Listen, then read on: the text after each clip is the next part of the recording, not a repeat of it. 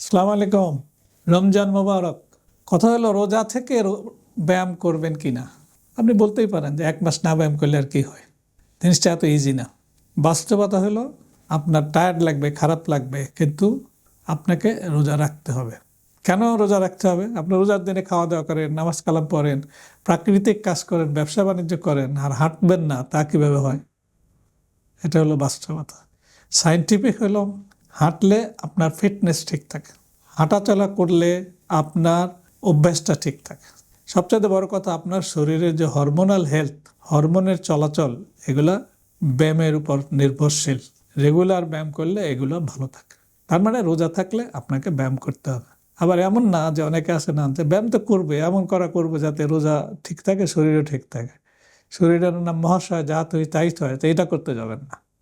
তাহলে আমাদের হিসাব করে করতে হবে। তাহলে রোজার সময় আপনি ব্যায়াম করবেন। এখন ধরেন তারাবির নামাজ আমরা 20 আর 4 24 আর 3 27 আর 2 29 রাকাত।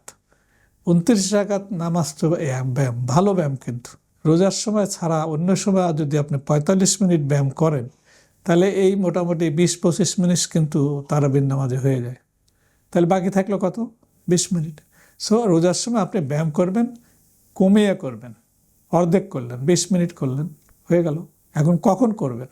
আমি তো রোগীদের জিজ্ঞেস করি, কেউ কেউ সকালেই হাঁটে আগের মতোই, কিন্তু আমার কাছে মনে হয় যারা বয়স্ক লোক বিশেষ করে, তাদের সকালে হাঁটলে এক্সজশন লাগবে, ঘেমে গেলে খারাপ লাগবে, ডিহাইড্রেশন।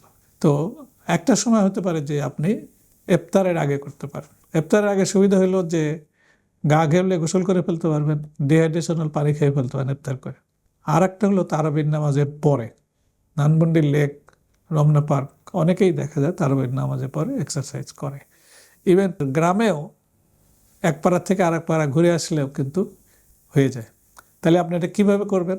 আপনি ইফতার বানানোর পরে বাড়ির চারদিকে ঘুরে আসলেন, হয়ে গেল।